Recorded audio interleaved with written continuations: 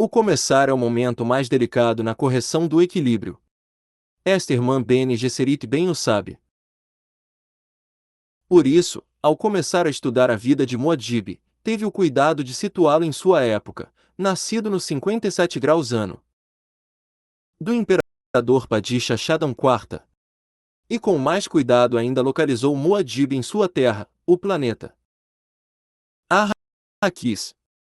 Mas que ninguém se iluda com o fato de ter ele nascido em Caladan e lá ter vivido seus primeiros 15 anos. Arrakis, o planeta conhecido como Duna, será para sempre a sua terra.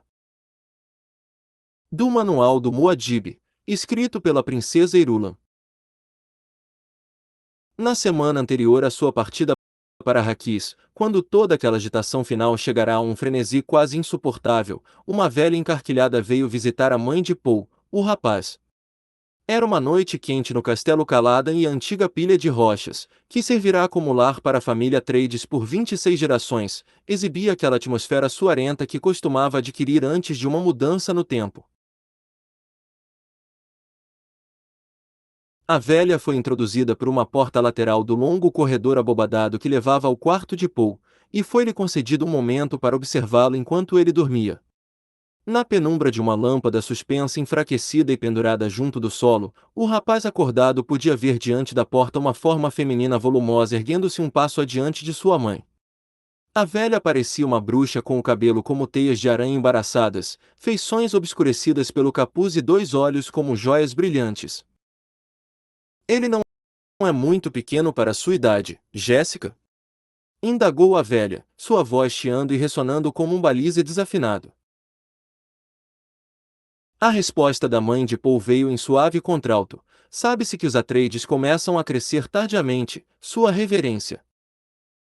Assim ouvi, chiou a voz asmática da velha. No entanto, ele já tem 15 anos. Sim, sua reverência. Está acordado e nos escutando, esse maroto, riu a velha. Mas a realeza precisa ser matreira e se ele é realmente o Kwisatz-Haderach. Bem, nas sombras de seu leito Paul conservava os semicerrados. Os dois ovais brilhantes, formados pelos olhos da bruxa, pareciam reluzir, expandindo-se ao fitá-la. Durma bem, seu molequinho esperto, disse ela. Amanhã precisará de toda a sua esperteza para enfrentar meu Gonjabbar. Então ela se foi, empurrando sua mãe para fora e fechando a porta com uma pancada seca. Paul ficou acordado pensando, o que será um Gonjabbar? Em todas as perturbações desse tempo de mudanças, a velha fora a coisa mais estranha que presenciara. Sua reverência. E o modo como ela tratara sua mãe Jéssica, como se ela fosse uma criada em vez do que ela realmente era, uma dama Bene Gesserit, uma concubina do duque e mãe de seus herdeiros ducais. Seria um Gonjabbar alguma coisa pertencente a Arrakis que ele precisaria conhecer. Antes de chegar lá, repetiu as estranhas palavras da velha, Gonjabbar. Kwisatz-Haderach. Havia tanto que aprender. Arrakis devia ser um lugar tão diferente de Caladan, que a mente de Paul rodopiava. Com seus novos conhecimentos, Arrakis Duna planeta deserto. Tufir-Avat, o mestre de assassinos de seu pai, lhe explicará, os Harkonnen, seus inimigos mortais, haviam ocupado Arrakis durante 80 anos, mantendo o planeta como um semifeudo, sob um contrato com a companhia Shoun para minerar a especiaria geriátrica Melange. Agora os Harkonnen partiriam e seriam substituídos pela Casa dos Atreides, na forma de um feudo completo, uma vitória aparente do Duque de Leto. No entanto, dissera Avat, esta aparência guardava um perigo mortal, sendo o Duque tão popular entre as grandes casas de Landsraad. E um homem popular atrai o ciúme dos poderosos, concluir Avat. Arrakis Duna planeta deserto. Poe adormeceu para sonhar com uma caverna de Arrakis, com pessoas silenciosas, movendo-se à sua volta na luz mortiça dos brilhoglobos. Era um lugar solene como uma catedral. E ele ouvia um ruído fraco, como água gotejando. Enquanto sonhava, Poe tinha certeza de que se lembraria quando acordasse. Ele sempre se lembrava dos sonhos que eram previsões. O sonho se apagou. Poe acordou sentindo o calor de seu leito. Pensando. Esse mundo do castelo. Calada, sem brinquedos nem companheiros de sua idade, talvez não merecesse tristezas na despedida. Seu professor, o Dr. Yue, havia insinuado que o sistema de classes Falfreluches não era tão rígido em Arrakis. O planeta abrigava gente que vivia nas margens do deserto, sem caides ou bachares para comandá-los. Eram os povos esquivos da areia chamados Fremen, e nem os recenseamentos da Armada Imperial os registravam. Arrakis Duna planeta deserto. Sentindo suas próprias tensões, Poe decidiu praticar uma das lições do corpo-mente ensinadas por sua mãe. 3 inspirações rápidas acionaram a resposta, caiu numa consciência flutuante, focalizando sua percepção. Dilatação arterial. Evitando o mecanismo divagador da mente. Ter consciência por escolha. Sangue enriquecido regando as áreas sobrecarregadas. Não se obtém comida, abrigo, liberdade somente com o instinto. A consciência animal é incapaz de se estender além do momento presente, não conhece a ideia de que suas vítimas possam se extinguir. O animal destrói e não produz. Os prazeres animais permanecem próximos dos níveis de sensação e evitam o perceptivo. Os humanos necessitam de uma tela de fundo através da qual possam perceber seu universo. Consciência focalizada por escolha, isso produz a sua tela. A integridade corporal segue o fluxo sanguíneo neural de acordo com a mais profunda consciência das necessidades celulares. Todas as coisas, células, seres são inconstantes. Lute pela permanência de fluxo interno. Dentro da consciência de Poe a lição se repetia, seguidamente. E quando a aurora tocou a janela do quarto com sua luz amarelada, ele a sentiu através das pálpebras fechadas, abrindo-as. Ouviu a agitação renovada do castelo, vendo o padrão familiar das vigas do teto. A porta do corredor se abriu e sua mãe apareceu com cabelos de um bronze pálido presos em coque por uma fita negra. O rosto oval desprovido de emoção, com os olhos verdes a fitá-la com solenidade. Já está acordado. Dormiu bem? Sim. Ele observou seu porte esbelto e percebeu o indício de tensão em seus ombros enquanto ela escolhia as roupas nas prateleiras. Outro não teria notado essa tensão, mas ela o treinara bem nos ensinamentos Bene Gesserit, nas observações das minúcias. Voltou-se trazendo-lhe um casaco semi-formal. Estava lá a crista vermelha do falcão, o símbolo dos Atreides, sobre o peito. Vista-se depressa, disse ela. A reverenda madre está esperando.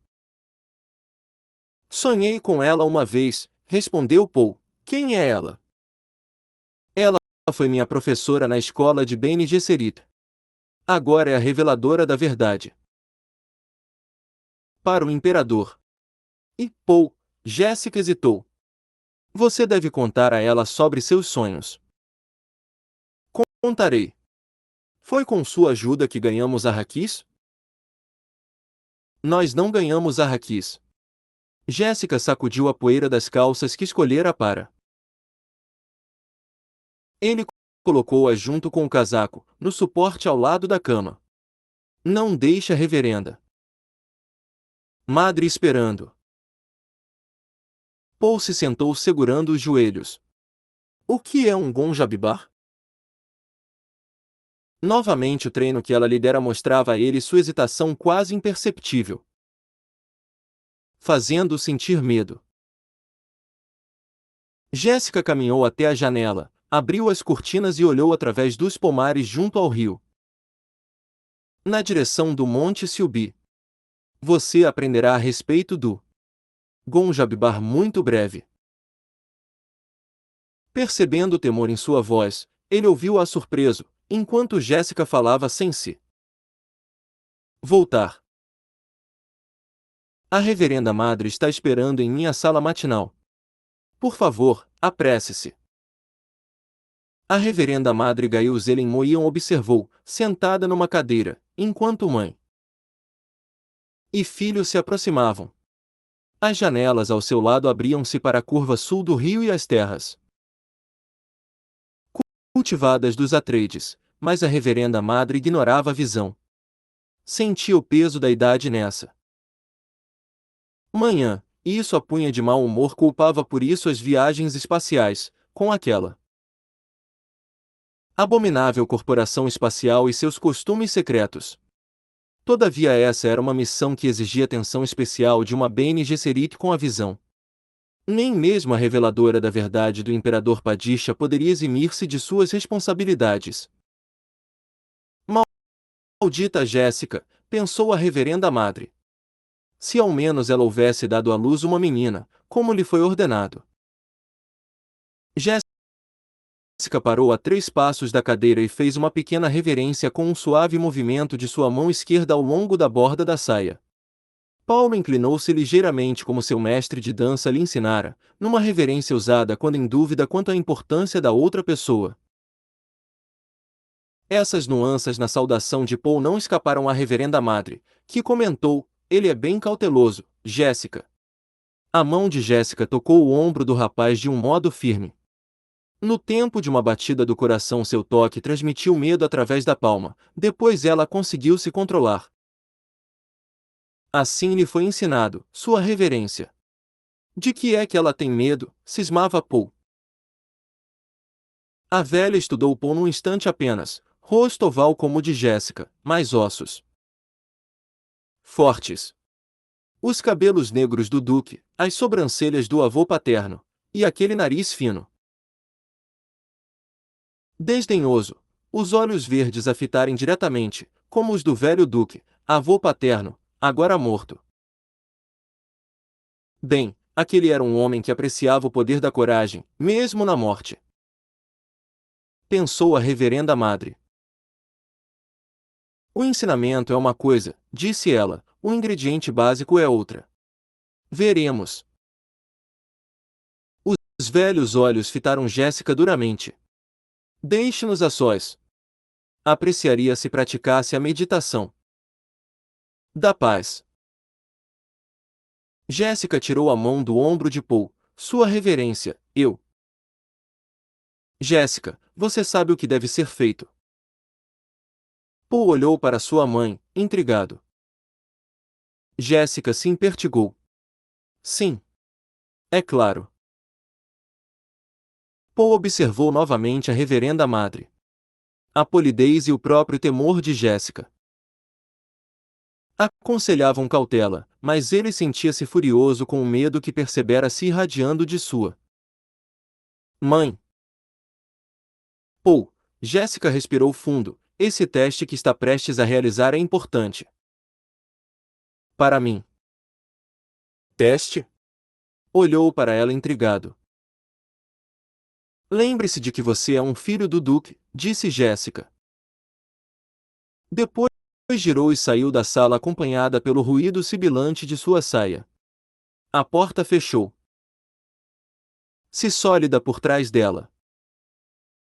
Paul encarou a velha e conteve sua raiva. Pode alguém tratar Lady Jéssica como se ela fosse uma criada? Um sorriso tremulou nos cantos da boca enrugada. Lady Jéssica foi minha criada, garoto, durante 14 anos na escola. E foi uma boa criada. Agora venha cá. A ordem o atingiu como uma chicotada e ele obedeceu antes que pudesse pensar. Usando a voz em mim, pensou. Parou diante de um gesto da velha, ficando ao lado de seus joelhos. Está vendo isto? Perguntou ela.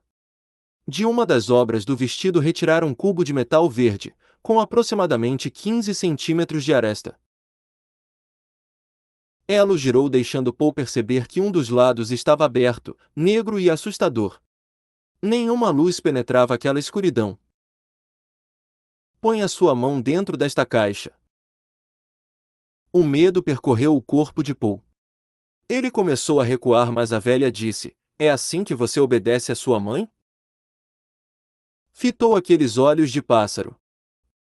Então, lentamente, sentindo compulsões incapazes de inibi-las, Paul colocou a mão dentro da caixa. Sentiu a princípio uma sensação de frio, enquanto a escuridão se fechava em torno de sua mão, depois sentiu um metal escorregadio contra seus dedos e um formigamento, como se a mão estivesse adormecida. Uma aparência destruidora tomou as feições da mulher. Ela ergueu a mão direita e colocou-a junto a um dos lados do pescoço de Paul. Ele viu um brilho metálico e começou a se voltar. Pare! Gritou ela. Usando a voz novamente, pensou ele enquanto tornava a fitar o rosto dela. Eu estou segurando meu Gonjabibar junto de seu pescoço. O Gonjabibar, o inimigo destro, disse ela. É uma agulha com uma gota de veneno na ponta. Ah, ah! Não tente recuar ou você sentirá o veneno. Paul tentou engolir e sentiu a garganta seca. Não conseguia afastar seus olhos da face enrugada, dos olhos brilhantes, das gengivas pálidas em torno dos dentes de metal prateados que apareciam enquanto ela falava. Um filho do Duque deve entender de venenos. É a moda da época, não é, Musk, ser envenenado na bebida? Algumas vezes, ser envenenado na comida. Os venenos rápidos, os lentos. E os mais ou menos. Aqui há um novo para você, o Gonjabibar. Ele mata apenas os animais. O orgulho de Paul controlou seu medo. Atreve-se a sugerir que o filho do Duque é um animal?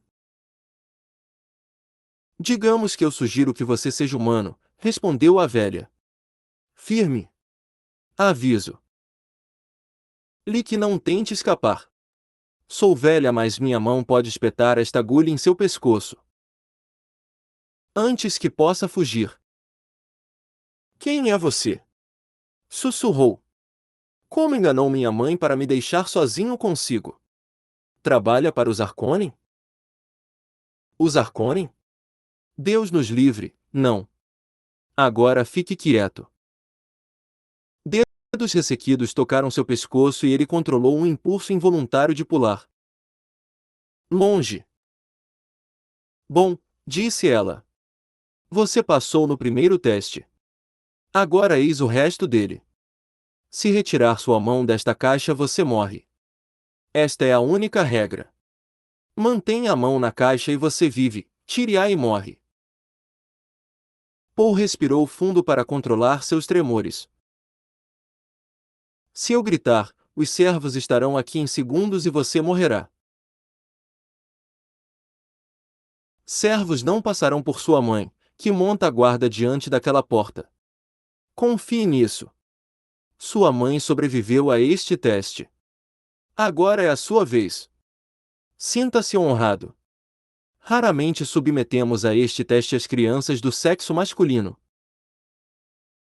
A curiosidade reduziu o medo de Paul até um nível controlável.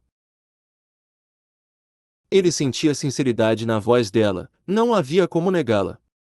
Se sua mãe estava guardando aquela porta. Se era realmente um teste. O que quer que fosse, ele estava preso, apanhado como numa armadilha por aquela mão em seu pescoço. O Gonjabibar lembrou-se da resposta na litania contra o medo, que sua mãe lhe ensinara a partir do Rito Bene Gesserit. Eu não temerei. O medo é o assassino da mente. Medo é a morte pequena que traz a obliteração. Enfrentarei meu medo.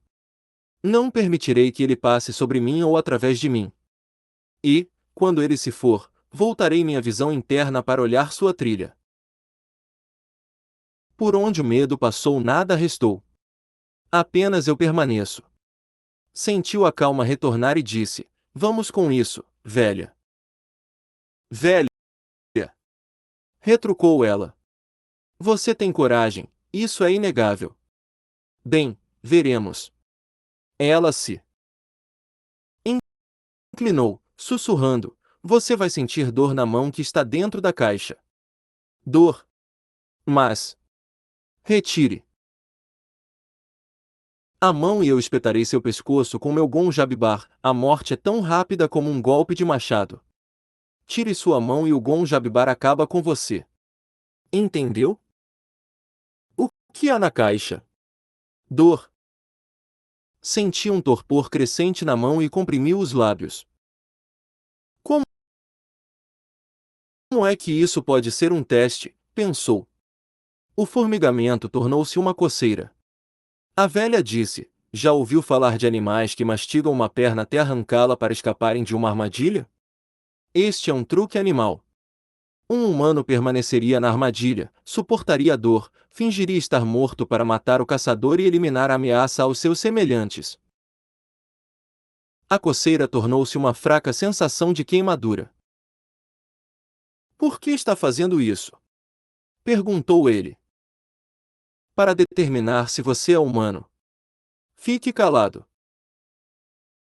Paul fechou a mão esquerda enquanto a sensação de queimadura aumentava na outra mão. Ela crescia lentamente, calor sobrepondo-se a calor sobre calor. Sentia as unhas da mão que estava livre penetrando na palma. Tentou flexionar os dedos em fogo, mas não conseguiu mover. Los. Isso queima, sussurrou. Silêncio. A dor pulsava em seu braço enquanto o suor aparecia na testa. Cada fibra de seu ser implorava pela retirada da mão daquela abertura flamejante. Mas... ó! Gonjabibar! Sem mover a cabeça, ele tentou mexer com os olhos, para ver aquela agulha terrível junto ao seu pescoço.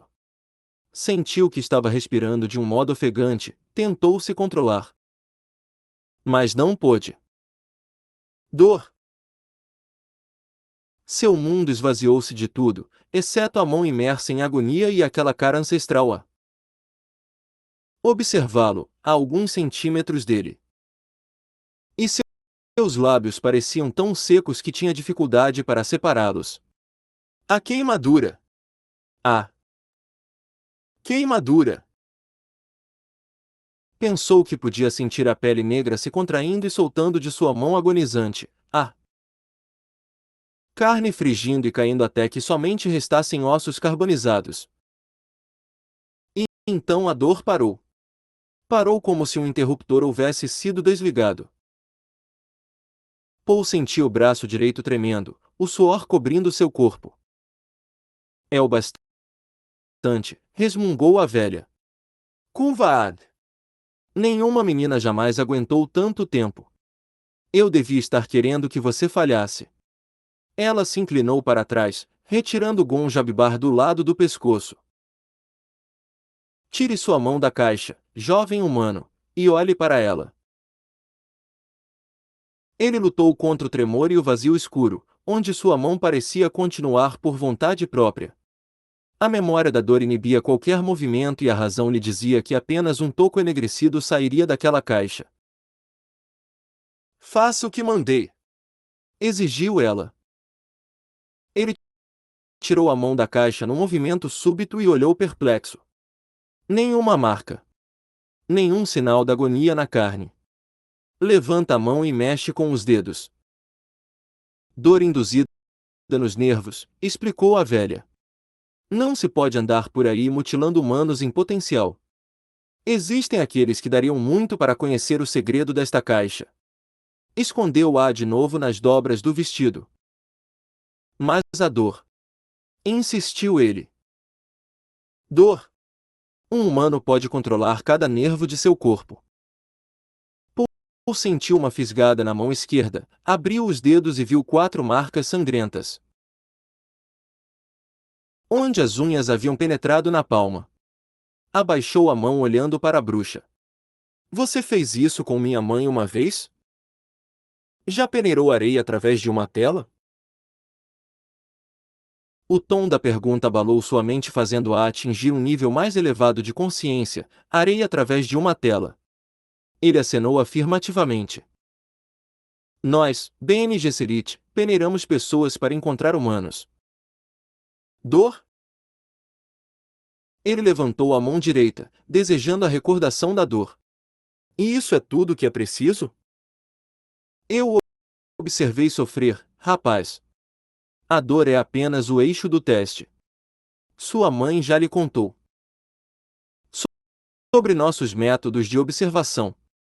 Vejo os sinais de seu ensinamento em você. Nosso teste é crise e observação. Ele confirmou com a cabeça. É verdade. Ela o observava. Ele sente a verdade. Pode ser ele? Pode realmente ser ele? Controlou-a. Excitação, lembrando a si mesma, a esperança embaça a observação. Você sabe quando as pessoas acreditam no que dizem. Sei. As harmonias da habilidade, confirmadas por testes repetitivos, estavam na voz dele. Ela as ouviu e disse, talvez seja você o Quizadzadeiras. Sente-se aqui aos meus pés. Irmãozinho. Prefiro ficar de pé. Sua mãe sentou-se aos meus pés uma vez. Eu não sou minha mãe. Você nos odeia um pouco, não? Ela olhou para a porta e chamou, Jéssica. A porta abriu-se violentamente e Jéssica surgiu olhando de modo severo para dentro da sala. A severidade desapareceu de suas feições quando ela viu Paul, sorriu ligeiramente. Jéssica, alguma vez já parou de me odiar? Indagou a velha. Eu a amo e odeio, respondeu Jéssica. O ódio vem da dor que eu nunca esquecerei. O amor, este. Somente os fatos básicos, exigiu a velha, no entanto sua voz era gentil agora. Você pode entrar agora, mas fique calada. Feche aquela porta e cuide para que ninguém nos interrompa. Jéssica obedeceu, ficando de costas contra a porta fechada. Meu filho vive, pensou. Meu filho vive e é humano. Eu sabia que ele era. Mas ele vive. Agora posso continuar minha vida. A porta parecia dura contra suas costas, tudo na sala pressionava sua percepção.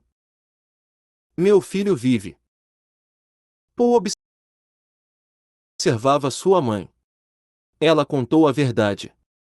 Ele queria ficar só e pensar na experiência por que passará, mas sabia que não poderia sair até receber permissão. A velha adquirira poder sobre ele. Elas falam a verdade, pensou. Sua mãe suportar o teste. Deve haver um propósito terrível nele. O medo e a dor haviam sido terríveis. E ele entendia propósitos terríveis. Eles impulsionavam contra todas as probabilidades. Eram sua necessidade. E Paul se sentia contaminado por uma resolução terrível. Embora ainda não soubesse qual era ela. Algum dia, rapaz, dizia a velha, você talvez tenha que ficar do lado de fora de uma porta como aquela. Isto exige controle. Paul fitou a mão que conhecera a dor e a reverenda madre. O som de sua voz era diferente de qualquer outra voz que conhecera. As palavras tinham um brilho que as delineava. Havia uma nitidez nelas. Sentia que qualquer pergunta que lhe fizesse traria uma resposta que o elevaria deste mundo carnal para alguma coisa maior. Por que vocês estão em busca de humanos? Indagou ele. Para libertá-los. Libertar? Houve um tempo em que os homens abdicaram do pensamento em favor das máquinas, na esperança de que as máquinas os fariam livres. Mas isso permitiu apenas que outros homens, com máquinas, os escravizassem. Tu não farás a máquina à semelhança do homem, observou Paul. Exatamente como no jihad butleriano e na Bíblia católica laranja, disse ela. Mas o que a Bíblia se? Ele deveria dizer é tu não farás uma máquina para imitar a mente humana. Já estudou os mentat a seu serviço? Eu estudei com Tufir-Avat. A grande revolta tirou a muleta. Ela forçou a mente humana a se desenvolver. Escolas foram criadas para treinar talentos humanos. Escolas Bene Gesserit? Ela acenou afirmativamente. Temos duas principais remanescentes daquelas antigas escolas, a Bene Gesserit e a Corporação Espacial. A corporação, achamos nós, enfatiza quase que apenas a matemática. A Bene Gesserit realiza outra função. Política, disse o rapaz. Kuvaad! Exclamou a velha enquanto enviava um olhar duro para Jéssica. Eu não contei a ele, Sua Reverência, explicou Jéssica. A reverenda madre voltou a atenção para Paul. Você conseguiu deduzir com um número extraordinariamente pequeno de indícios. Política de fato. A escola Bene Gesserit original foi dirigida por aqueles que viam a necessidade de um fio de continuação nos assuntos humanos. Achavam que não haveria tal continuidade sem a separação da estirpe humana da estirpe animal, para propósitos de procriação. As palavras da velha subitamente perderam sua veemência especial para Paul. Ele sentia uma ofensa contra o que sua mãe chamava de seu instinto de retidão. Não era que a reverenda madre estivesse mentindo para ele. Ela obviamente acreditava no que dizia. Era algo mais profundo, algo preso à sua terrível resolução. Ele disse, mas minha mãe me diz que muitas Bene Gesserit das escolas não conhecem seus ancestrais. As linhas genéticas se encontram sempre em nossos registros, respondeu ela. Sua mãe sabe que, ou ela é de ascendência Bene Gesserit, ou sua estirpe foi considerada aceitável em si mesma. Então por que ela não pode saber quem são seus pais? Algumas podem. Muitas não. Podemos, por exemplo, querer uni-la a um parente próximo para produzir um fator dominante em alguma tendência genética. Nós temos muitas razões. Novamente Paul sentiu uma ofensa contra sua retidão. Comentou, vocês exigem muito de si mesmas. A reverenda madre olhou para ele imaginando, terei percebido uma crítica em sua voz. Nós carregamos um fardo pesado, disse ela. Paul se sentia emergindo cada vez mais do choque produzido pelo teste. Ele lançou um olhar de avaliação sobre ela e disse, você diz que eu talvez seja o Kizadzadeiras. O que? É isto? Um Gonjabibar humano? Paul, pediu Jéssica, você não deve usar esse tom. Eu cuidarei disso, Jéssica, interrompeu a velha. Agora, rapaz, você tem conhecimento da droga reveladora da verdade? Vocês a tomam para aumentar sua habilidade em detectar falsidade. Minha mãe me contou. Já teve oportunidade de vê-la em transe verdadeiro? Ele sacudiu a cabeça. Não. A droga é perigosa, mas produz percepção. Quando uma reveladora da verdade recebe o dom pela droga, ela pode observar muitos lugares em suas memórias, nas memórias de seu corpo. Nós olhamos ao longo de muitas avenidas para o passado, mas somente através de caminhos femininos. A voz dela adquiriu um tom de tristeza. Pois existe um lugar que nenhuma reveladora da verdade pode ver. Nós somos repelidas por ele, aterrorizadas. Disse que um homem virá um dia e encontrará no dom da droga a sua visão interior. Ele verá onde nós não podemos ver, em ambos, o passado feminino e o passado masculino. Este é o Quizazadeiras? Sim, aquele que pode estar em muitos lugares ao mesmo tempo, o Quizazadeiras. Muitos homens já tentaram a droga. Tantos. Mas nenhum teve sucesso. Eles tentaram e falharam? Todos eles? Oh, não! Ela sacudiu a cabeça. Eles tentaram e morreram. Tentar compreender o Muad'Dib sem entender seus